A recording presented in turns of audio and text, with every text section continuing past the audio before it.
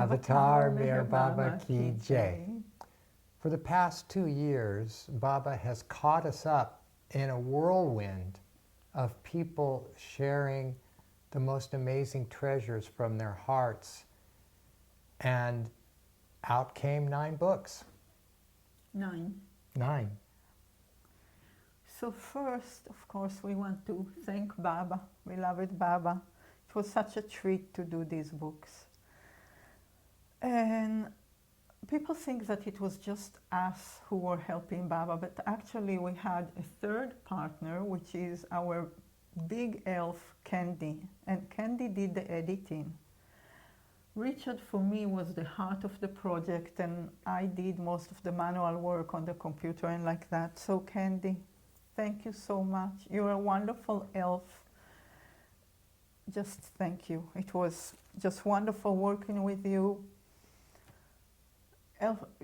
Candy always checked everything. She would be swamped with work, her work, and she would still check it so quickly and just be with us on the same page always. So the books have started years ago when I was in Mehrabad, or we were. I had the thought that wouldn't it be wonderful to have a book about Baba dreams? And from time to time, every 2, 3, 5 years, I would remember it and think about it. And the thing is, I don't remember if it was a promise I made to Baba that I will do it for him, or it was just an idea in my mind.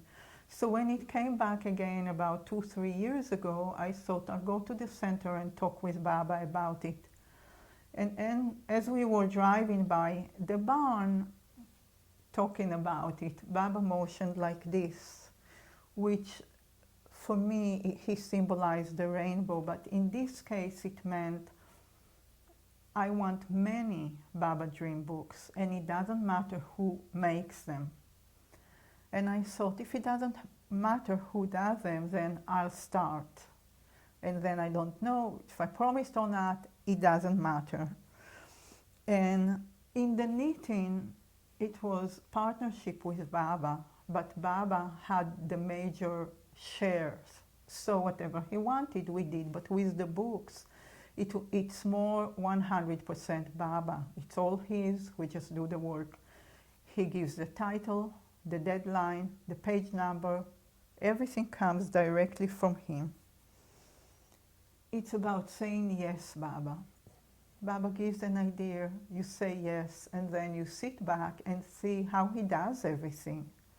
How he comes with solutions and more ideas and other things like that.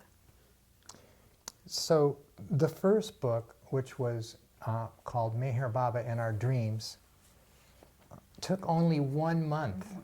And that's basically impossible. There's no way for that to happen from start to finish, collecting all the stories, working with KDP, which is Kindle Direct Publishing with Amazon, and in hand in 1 month. Totally amazing. And that's when we realized that this was going to be always a whirlwind, a fast, fast whirlwind. And it was very hard for us to keep up with it. You know, it was exhausting, but it was also very joyful and exciting. So when we started Dream 1, someone called, I'm not sure we even know him, and he asked me, well, how are you going to do the books?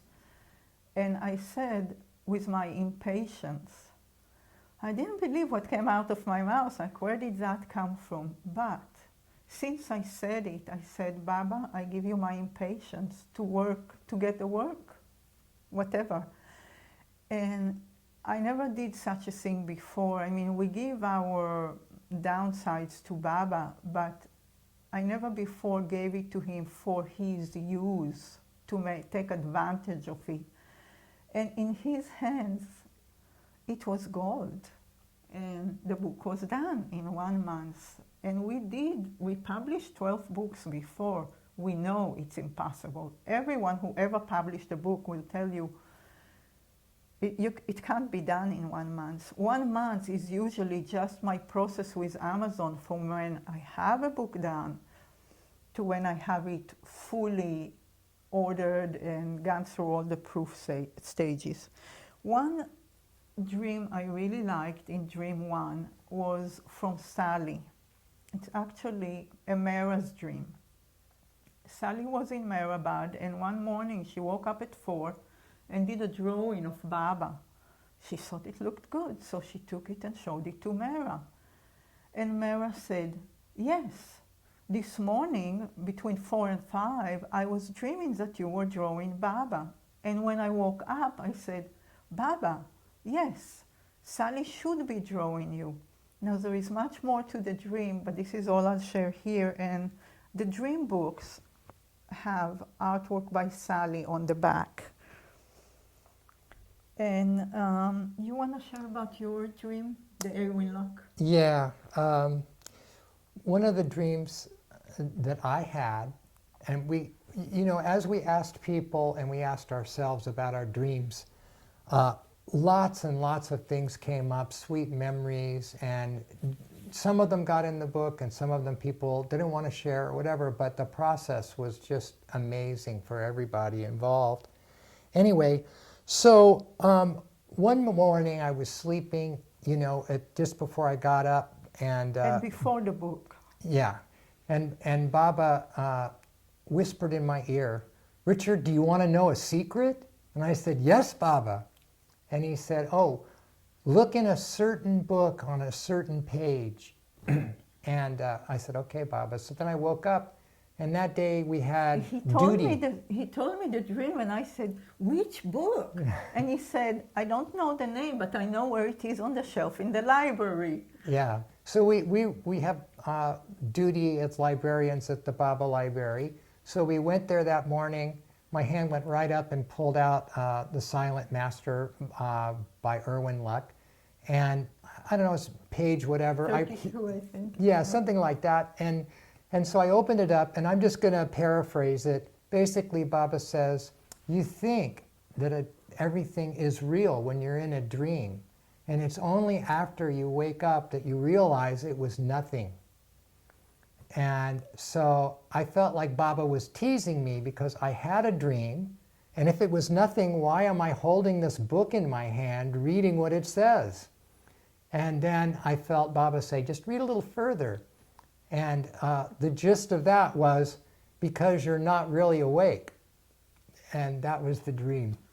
So I think that was part of an inspiration for something that later happened in Dream Book 2, which is at the end of Dream Book 2, we asked people, what is the difference between meeting Baba in the real world and having a dream about him? And so several people answered that question. And one of the dreams that is touching on that without giving an explanation was one of our favorite dreams from Wendy. And that is when she was a child, as an adult, she remembered being a child in 1958 on the Baba Center at the birthday party for the children. And so she had a dream. You want me to talk? Yeah, you talk. She had a dream in which she's in the birthday party and everything is the same. It's so wonderful and so beautiful. And Baba takes her forehead and have her give him a kiss on his, take her chin, I guess, and have her kiss his forehead. And she woke up. Yeah, she woke up and she was so thrilled with the dream. It was so real and it filled her full of joy. But she said, well, that one part didn't happen, but the rest of it. She couldn't remember giving Baba a kiss on his forehead. But then she went with Kitty up to the Northeast Gathering, and there was a woman there that said, oh, I have a film of the 1958 birthday party, and my favorite part is when Baba has you kiss him on the forehead. And there it was.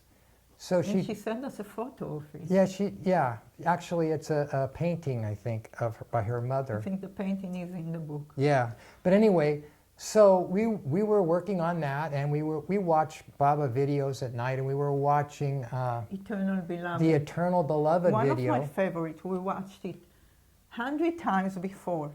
And you know, nothing of Wendy kissing Baba. It shows the birthday party, but Yeah. And there's this part where Wendy is holding the umbrella, but it's way too heavy for a little girl like her. And so she's approaching Baba, and Baba is orchestrating the transfer of the umbrella from her to another person. And at the same time, he pulls her in to kiss him. No, we never ever saw that through all the 100 times we saw the movie, and you never saw it neither. So we are watching it, and Richard says, "There is the kiss." I say, "No, it's not, because I don't see it." He said, "No, no, it's there." And he goes back frame by frame, and when you go frame by frame, there it is. It just happens so fast. Baba is so fast, you don't see it. So yeah, she's holding the umbrella, and as she's giving the umbrella like that, it all happens in one whoosh. So if you watch Eternal Beloved, just that part with the umbrella, go frame by frame, you'll see it. And that was a different picture than the one Wendy already had. It was a second time, and it gave me the understanding that Baba does so much in every second that we just can't even track it. It's just way beyond. And that's just in the gross world, you know, whatever else he's doing beyond that. Dream 2. When we finished Dream 1, we didn't know that we were going to do more. But then we got some more dreams, and some of them, one in particular, felt really important. So we started Dream 2. And when we reached towards the end of Dream 2, there is actually another thing. There was the dream from Vinod, which I really liked. Vinod had a dream where Baba told him, "I am equally present in all my pictures," meaning don't just dust the ones that you like, give same attention to all of them. And that helped me be more connected to other pictures of Baba than my usual favorite ones, and it's almost a different energy, a different phase of Baba, and that was a big gift. So we reached the end of Dream 2, and sorry, someone sent us a dream a bit late. It wasn't too late for the book, but I felt Baba got very upset, like he really did his movements you see him do in the movies. And he didn't want it in the book because the person was late. And he told me, "Open a folder for Dream 3 and put that dream in there." So he also let me know that there'll be Dream 3, but the truth is we got to Dream 3 later. It wasn't immediately after Dream 2. When we finished Dream 2, Baba let us do 2 books that were in our hearts. Birds for Richard, and Merazad for me, that show the back too. And you want to talk about birds and faith? Yeah, one of our dear friends, Faith Knox, had passed away, and she loved birds so much, and she had written this big collection of stories that's actually a theme between each story, connecting it. About birds' journey and yearning for Baba. Right. And it's fiction, but it's very inspirational. And so we took one of those, which was about a bar-headed goose that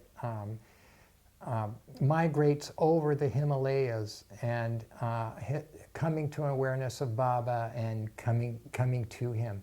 So it was a joy to put that in the back of the book. And then there was just all these fun stories of birds, some of them with the Mandali woman, like Mani getting in trouble because she was kind of taking care of the crows, and the crows were a nuisance, and she kept feeding them and got caught by the others. And Meru, who didn't like the crows at all, her heart, she was just melted by this one crow who was born without a proper wing and could only hop, and they called him Hopper, and so there's all these beautiful stories, and I think birds are one of the things that help people kind of feel the freedom of love and feel the joy of life. And so it was a fun place to collect stories of birds related to Baba.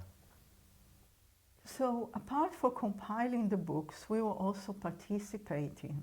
And I think for everybody who participated, when you went and looked in journal or brought some old memories and the honeymoon period up, you got a lot of benefit from it. So for me, when we were working on the birds, I remembered, you know, in the early days, the Mandalay always wanted stamps in the US so they could give letters to pilgrims, and they would mail them, and they would come quickly, and they would arrive.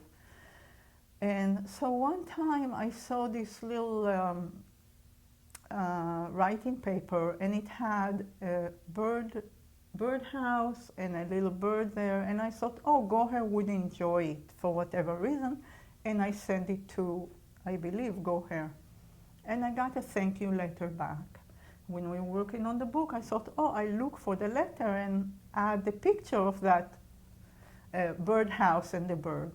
So I dug the letter out and I reread it. And I always, I guess, kind of dismissed these letters from the Manali because I thought, oh, they have to write a thank you letter. So it's a thank you letter. But as I was reading it, okay, my time for crying here. As I was reading it, Dr. Goher was writing about, we were building our house at the time. And she was saying, you know, she hoped it goes well and that we will be happy in our house. And here I am sitting in the house so happy. And I realized those letters from the Mandali, they were like prayers for us. And I didn't realize it. So that was a gift from doing the book and from participating. And that part, the rest of the letter from Goher is not there. There was no room in the book, just the birdhouse is there. The birdhouse. So then we did the Dream 3. And the Dream 3 was different than the other dreams. It was somehow, I don't know, somber, poignant. You want to say it better? How do you say poignant in English? Poignant. and kind of more serious. So on the front it has a drawing for Muhammad the Mast. On the back it has the Sally Haviland beautiful drawings. And yeah. But you know, every single book and every single story really took us to a place that we didn't know before of how Baba so masterfully works with each one of us.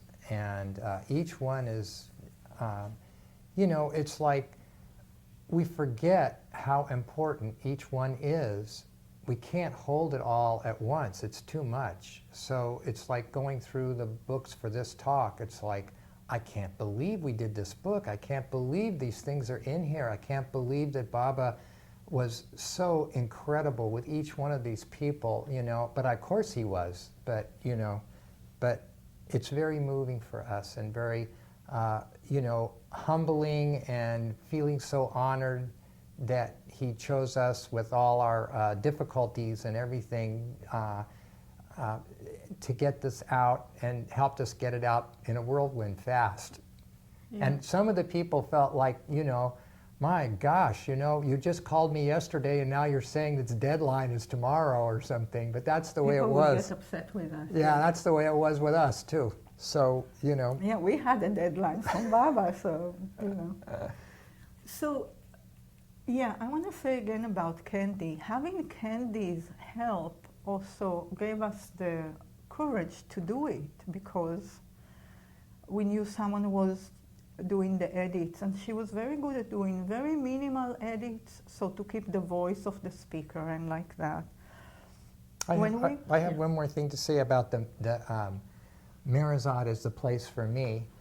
It was the only book of this collection of books that wasn't compiled. It wasn't a compiled book, though it drew on real memories of ours and other people.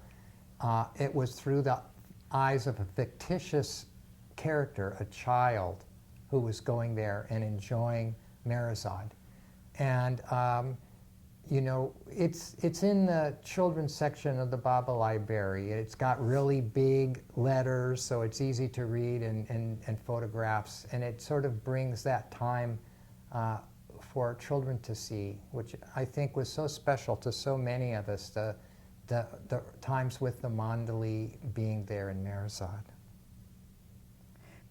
There were stages in the book, and like Richard said, sometimes I felt 95% of our job was just to say, did you have a Baba dream? Do you remember sitting with Muhammad? Did you have a good time with Bao? Just asking the question and bringing it up in people's mind, whether they participated or not, it didn't matter. And that gesture of Baba, the rainbow, as we did the book, it also came to mean include as big a variety as you can in terms of personalities, in terms of the dreams or the stories, so the whole of it would be more accurate to Baba, to who he is. So other than that, the first stage of the book, Baba would be like sitting on my shoulder, squeezing all my stories out. If he reminded me something and I wouldn't write it, he would tell me at the end of the day, you didn't write the story. When I'll need you to move on, you won't be ready. So I would procrastinate sometimes for a week, but he was not letting go. But this writing everything we had also meant that at the end of the book, we had a reservoir. If we needed to pull a story out because someone came late, we could pull one of our stories out, some of our photos. So it was important. Then there was a stage where I would add stories, dreams, and the page number would stay the same. I would add 3 dreams, same page number. And then after that or before that, there would be a stage where I add nothing, and I swear to you, the page number was going up. So Baba has his accounting system, and just do it, you know, don't worry. But also be always ready for Baba, you know. Eric used to say that Baba would always come half hour early. Be ready. Always deal with what I have. So if we have something coming next, I'm ready for it.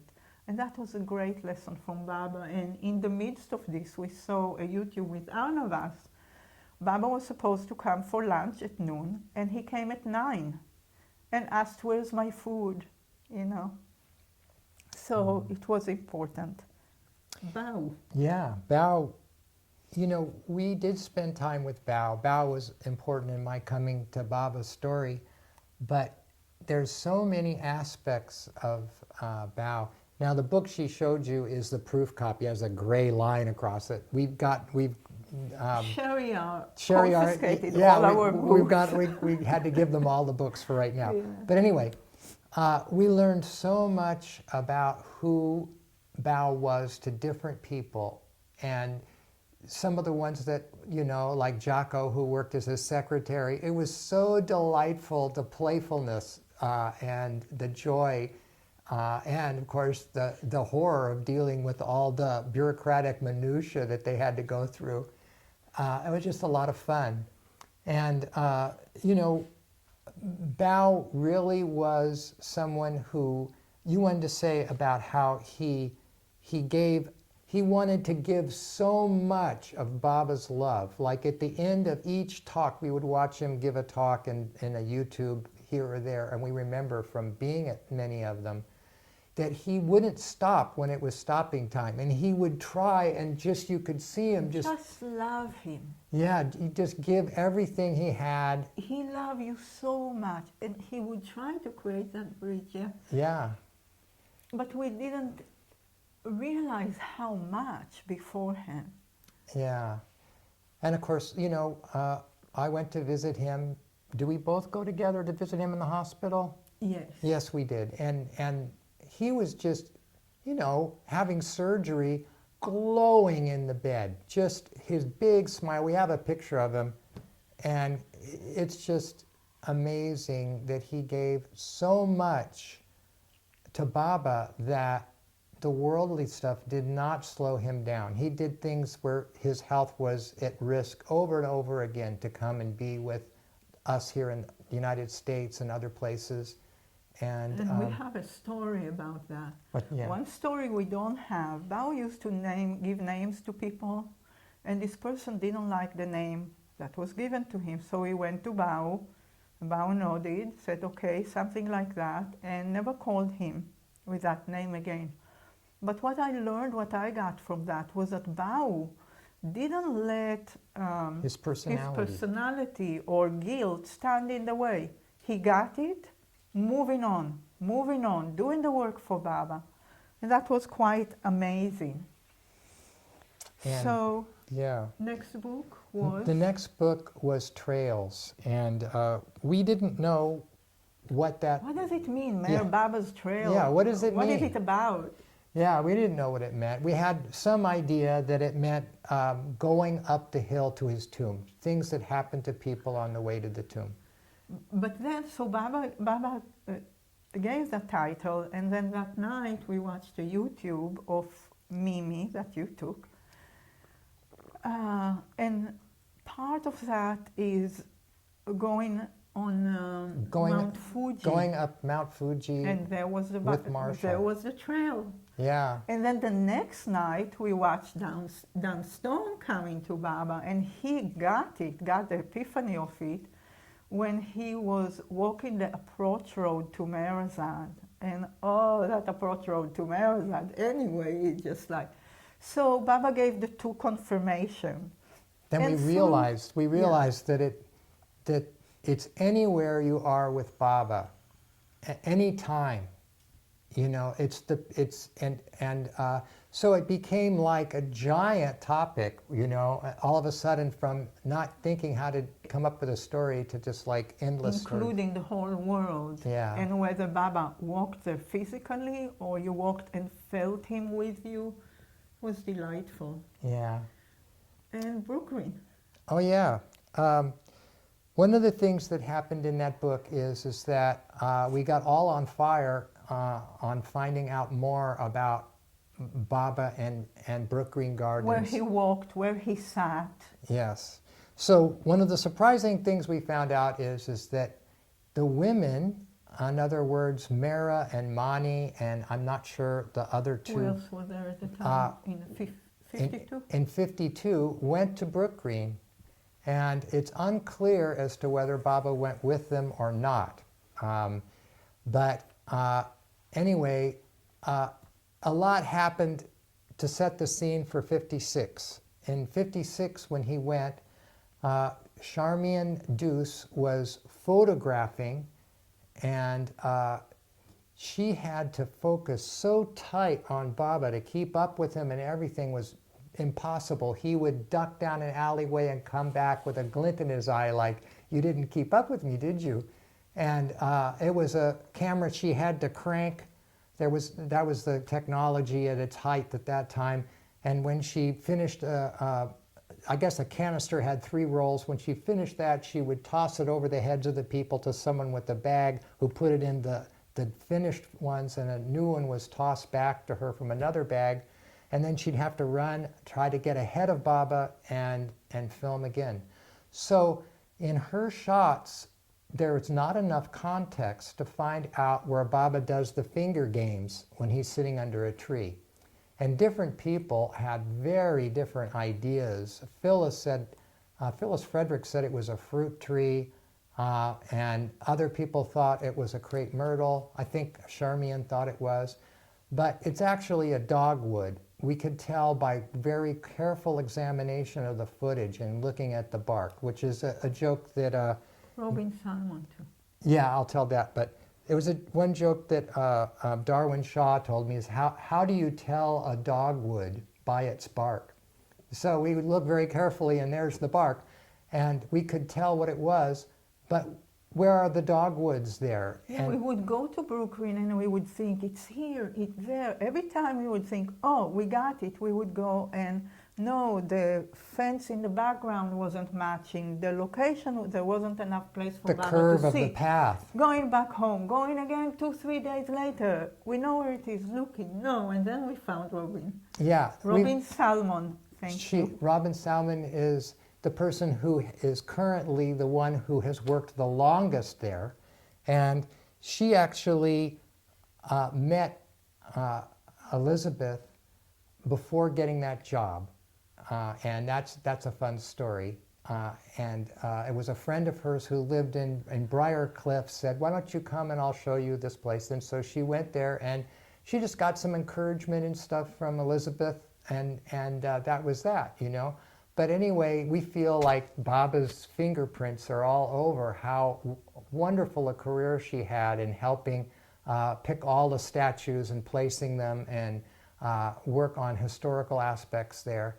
But anyway, the whole place of Brook Green is just brimming with Baba's love. And I'd talked to the people who were volunteers there, and I could see the joy that they have in being there.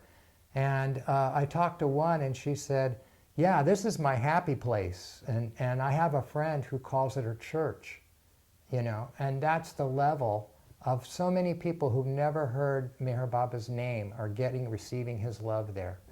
So I think that both Charmian and Darwin said that Baba sat under many trees. We were able to locate only the one. Well, we have reports that he was under the Constitution tree that was alive during the signing of the Constitution of the United States. And it's still there. But we don't have any. Even though many people said that, it's kind of a tenuous. A hearsay. It's hearsay, and then there's another one that we tracked down with a lot of clues. The location, but the location from the film, but we have that one for sure. The one, yeah, where the dogwood was. And that was Robin Salmon, because she told us, yes, it used to be a dogwood garden and all the dogwoods got sick. They're not there anymore. So we were looking for dogwoods that are not there anymore. And yes, the fence was low. Now it's this way. There is a metal iron over it, but it used to be just the little fence at the bottom. Yeah, there's this beautiful iron fence that's new, and the lower fence is a little bit different. And now it's called the Poetry Garden, and it's towards the back of the garden on the, on I guess the right side is from where you enter. But anyway, you know, we were able to track that down, but I also felt like Baba wanted to keep a lot of things a mystery, just like he did with Charmian and ducking down this pathway and that way. So we were unable to find out the different places he walked. We suspect that he walked a whole lot of places that we don't know about. And Michael Loftus did a wonderful recording and of the live there, and we got to listen to that over and over again and find out different things. And clues from that too. Yeah, clues from that. Anyway, because he says we're walking here, and then Baba is sitting, so you can tell, oh, they walked right. That's the area where they walked. A lot of research. Richard did most of it, and you found maps.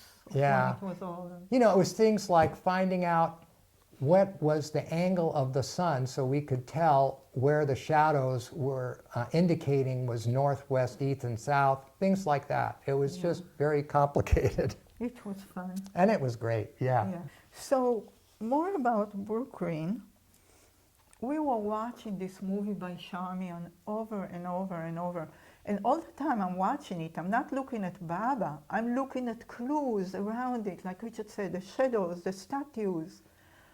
And I thought, how silly of me. Instead of watching Baba, I'm watching this. But the truth is, through all watching it over and over, whenever I would close my eyes, I would see Baba walking there, the way he walked there, with his stride, with the pink jacket, his white sadra flowing, the air around him flowing. So I guess it was good.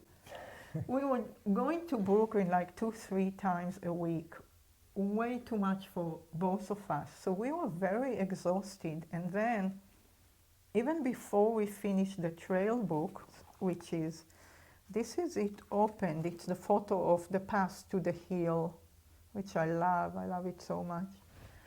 So we were towards the end of it, and Baba said, I want you to do 2 more books. Muhammad and Seclusion Hill, and I don't remember if he said it this order or the other. And so I was trying to sleaze my way out of it. We were really, really exhausted. And I said, oh, Baba, I will have a Seclusion Hill section in the Trails book. And so, no.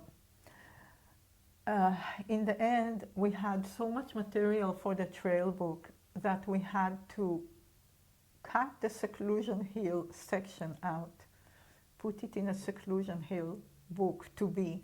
And then we did a Muhammad book next. And Muhammad books, and also the Trail book and Seclusion Hill, they came to be, the cover came to be immediately, and there was nothing to change about it. And this is the cover, and the same picture of Muhammad. Now, if you're an artist, you know that when you flip a portrait of a person, it looks wrong. But Muhammad, we flipped it, and it looks fine. That was amazing. And we tried different things with the cover, and in all these 3 books, the cover was done. It was the first idea, that was it. Baba didn't want any changes on it. So about Muhammad. Show the Seclusion Hill cover, both sides. Okay, so when we finished Seclusion Hill Just a minute too, here. So you see it wraps around. this is an Alan Livingston photograph. Yeah.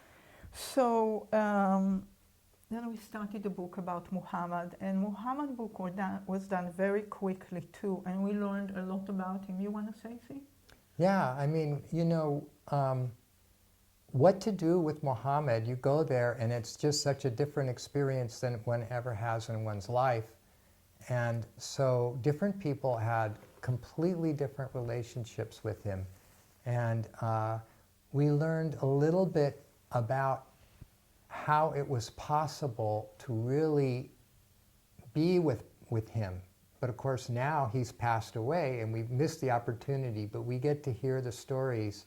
And for me, one of the ways of thinking of these stories is it's Baba's prasad. He's giving his love in these stories, each one as I read it, as other people read it.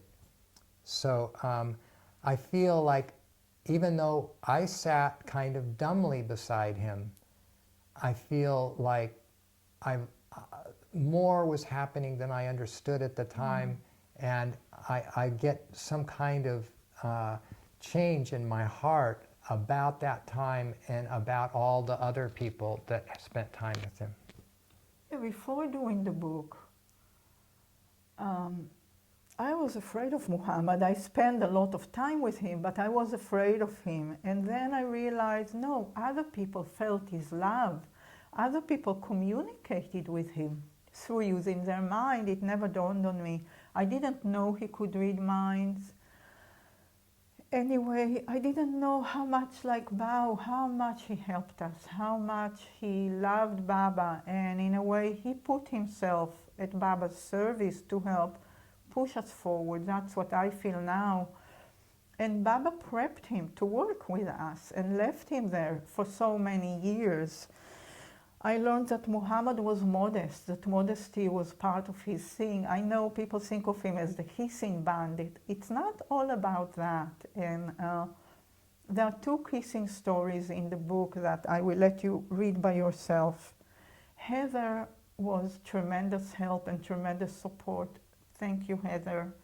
And Erika's article is one of my favorite. And my favorite part there is a list of excuses that Muhammad amassed would use when they would want him to do something he didn't want. My leg is paining. Why are you so miserly on the sugar? Is it your father's sugar? Things like that, on and on. Every time I would read it, and I would read everything like 100 times, every book before we published it, every time I would laugh.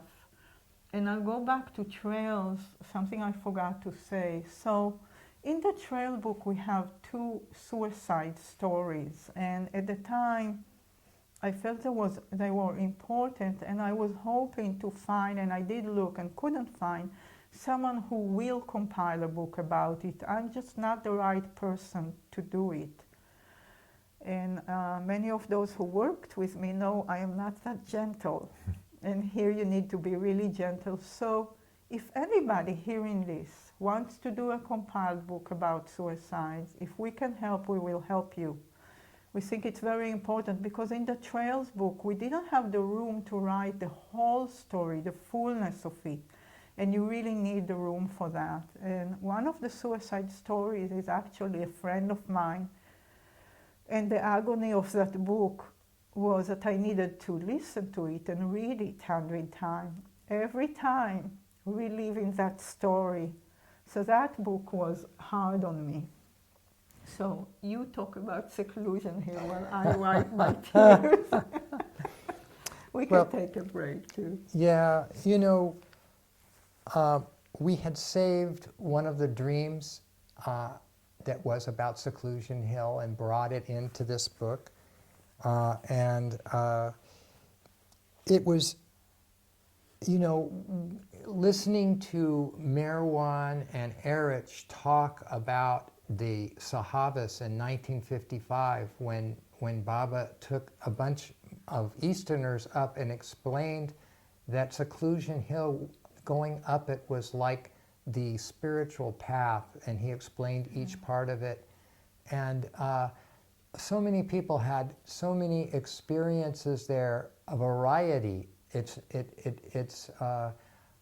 once again, Baba uses everything in so many different ways to convey and to touch people's hearts, to convey new inspirational ideas, and it was, we were tired and exhausted and dragging, and of course we would watch YouTubes about Erich after the new life and how tired he was and how he didn't want to go to the West with Baba and ended up doing something worse, which was touring India and talking about Baba. And, there's so many stories like that. So we just hung in there, and then we pretty much collapsed after doing Seclusion Hill, and we're still in that sort of period of rest, but a new project is brewing. And she doesn't want me to tell you yet, but she'll probably tell you later. No, I want to go back to Muhammad a little bit. So, for Muhammad book happened really fast too, and the first week or two, I actually, after a while hearing the stories, I felt Muhammad in our house, the way he used to walk, so bend and like that, helping pushing it forward. And then he disappeared. It felt like the book was done. There was still 2 weeks of work to do, but the book was done. When we were done with Muhammad, immediately we started on Seclusion Hill. And there was a grace from Baba there. So we had 18 pages already that we took out from Trails book. We had overflow of stories about Bau, about Muhammad that came too late. We had beginning of books we wanted to write about Baba the matchmaker and about grandma and me, stories connected with grandparents and Baba. So we had already a reservoir, almost half the book ready. So that was a blessing. And I was working really fast because I felt like we really have to finish it before it finishes us. So there was almost a week. So I work all day. I go to bed for 2 hours, get up, work, then go to bed for another 2 hours, then getting up and starting a new morning again. That went on for a while. And then Baba gave us a good night's sleep. Both of us slept well, good sleep. I get up in the morning, I go to my area, my journal is open.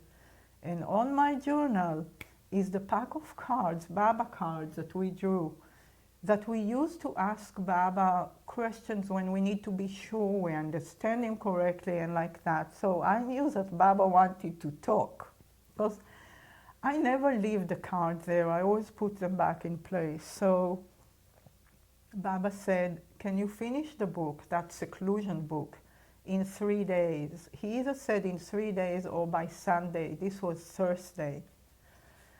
And I said, okay, because I'm already trained to say, yes, Baba darling, to everything. So I said yes. And we were missing 23 pages. 23 pages is a lot. It's like 23 stories. I can't get 23 stories in 3 days. An hour later, we got an email with a story from Steve Berry about Adi Keirani, 18 pages. And actually, by the time we were done, we had to take some of our stories out because a few stories came late and they were important. So that was done in time. When we came to do Seclusion Hill, as you can see, the cover, this is about the cover. The cover has two elements on it. It's got the background picture by Alan Levinson. Tilt it. There you go. And it's got the title. That's it. And we felt that Baba wasn't happy with it. Something was not to his liking. Took us a week to figure it out, and then I thought, maybe it's the cover of the title. And then I realized that Baba wanted, I don't know if you can see it there, the color of the title is actually taken from Muhammad's blanket. And then once that was done, I thought, well, what is the connection? Baba gave these two books together. I don't know of any connection between Muhammad and Seclusion Hill, but it came up twice already. So then I started looking, and I looked at the covers. You see how that matches there? And then I also looked on the back cover. See how Muhammad's chair is totally continuing Seclusion Hill? That is quite amazing. The first thing I noticed actually was that their silhouette is similar. The silhouette of Muhammad sitting, the silhouette of Seclusion Hill. Anyway, so that was interesting for us. That's all we got there. And then, what you wanted to say about, okay. So, what we're working on now, you want to say? No. Okay. One of the things in doing these books is that we really got connected to so many people in such a wonderful way. We got to spend time with them and got to know Jocko, got to know Rick Chapman, got to know Heather and different ones so much.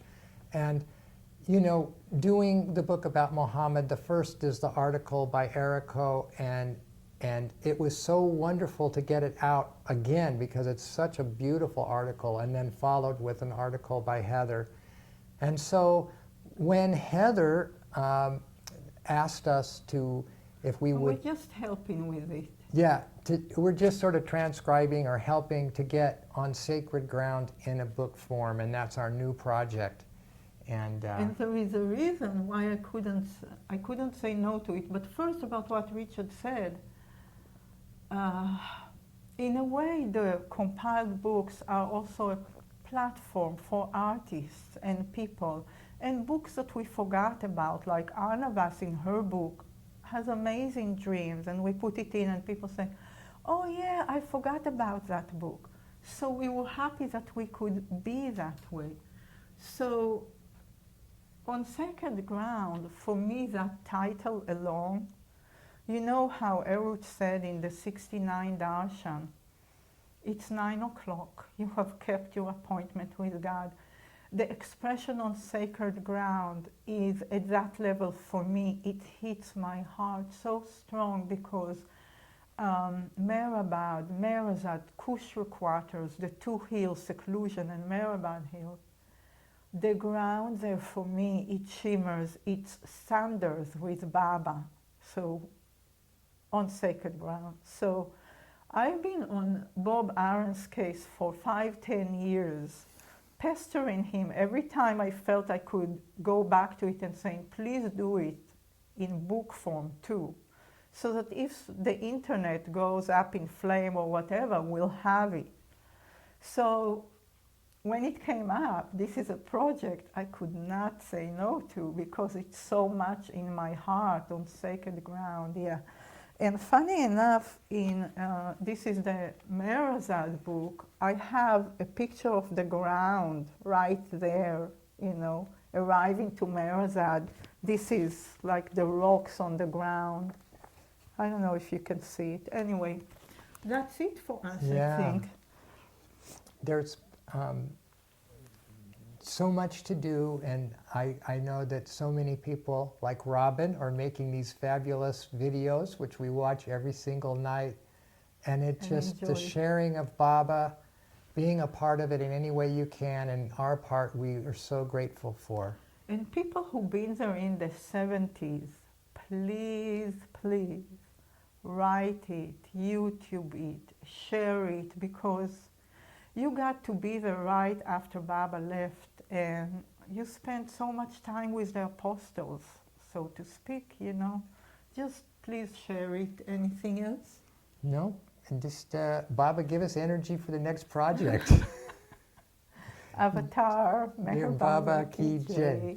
Jai Baba. Jai Okay, Baba. one more thing. So writing all these emails to all these books saying Jai Baba and a person name, I learned to love the expression Jai Baba, to the point that I like saying it to Richard when we go to bed, because then you finish with the word Baba. Last word, so good. That's it.